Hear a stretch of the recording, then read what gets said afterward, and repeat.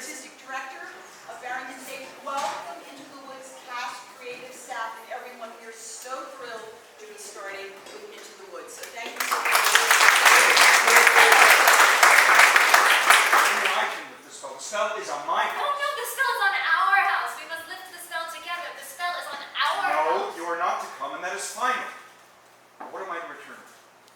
You don't remember? The cow is white as milk, the cape is red as blood, the hair is yellow as corn, the slipper is pure as gold. The cow is white as milk, the cape is red as blood, the hair is yellow as corn, the slipper is pure as gold. So, say that again. On your way to market? You might have been there a long time ago, taking your time. No, he was robbing me, raping me, rooting through my rutabaga, raiding my arugula, and ripping up the rampion, my champion, my favorite. I should have laid a spell on him right there. I could have turned him into a stone or a dog or a chair or... But I let him have the rampion.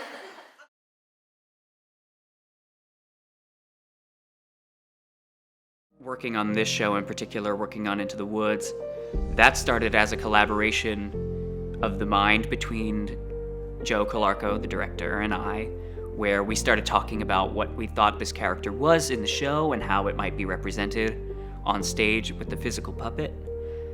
And then from there, we start to make that object and we bring it into the rehearsal room, and we had a collaborative moment with all the performers where everybody who was going to interact with Milky White came in and started playing with a version of the puppet between it moving on its own or appearing to move on its own, and the sort of contact that they would make with it. It really started to come to life and breathe on its own, and makes you feel it in those moments where all of a sudden, you know, you're starting to feel for this cow. I guess this is goodbye, old pal. You've been a perfect friend. I hate to see us part, old pal. Someday I'll buy you back. I'll see you soon again. I hope that when I do, it won't feel Isn't a cow, you know it's not a real cow, and you know this boy, you know, everybody's playing something. But suddenly you look and you're like, I'm feeling for it anyway. Why do I believe this? You know, nothing in your sight tells you to believe that. Nothing there makes sense visually. It's all sort of a suggestion of something else, but when you get the truth coming from the actor and the breath coming through their performance of the puppet, you start to see a reality in there.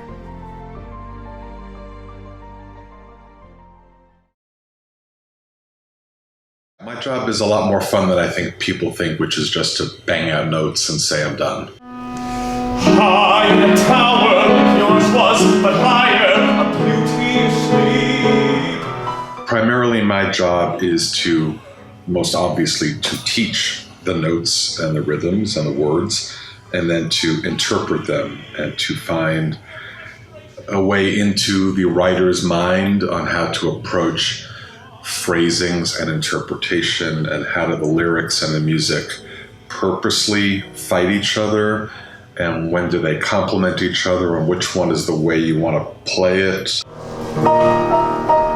Fly birds, back to the sky, back to the evening. A lot of actors are lazy, and I don't say that in an insulting way. I just say that the way we speak now is very different than a very disciplined, organized set of music, specifically in the style of Stephen Sondheim.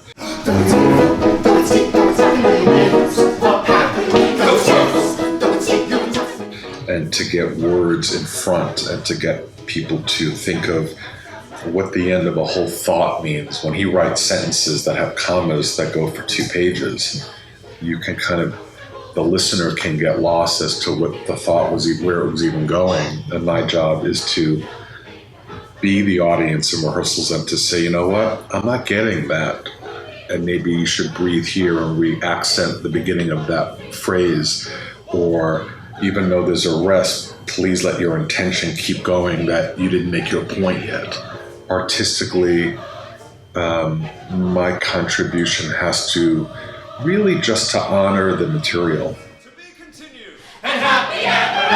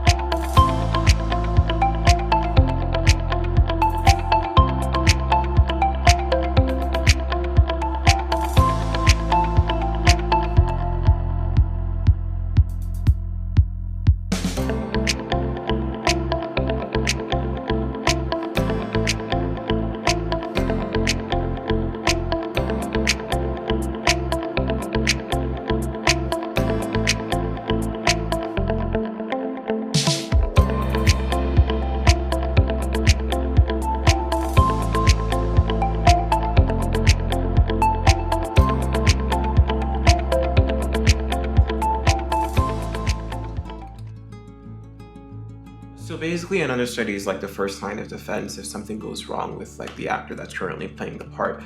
We basically sit in rehearsals the same time that those actors are called, and we basically learn all the blocking, the notes, every piece of direction. We are prepared to go on in case that actor is like sick or can't make the performance, and you really are like the first line of defense.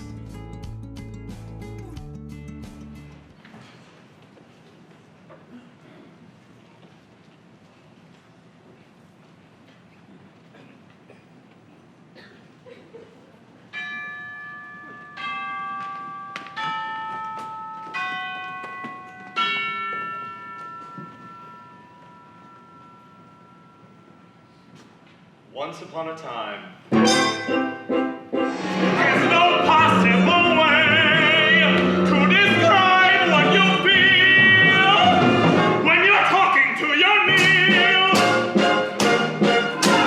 I believe, although it's different for each, always 10 steps behind, always 10 feet below, and she's just out of reach.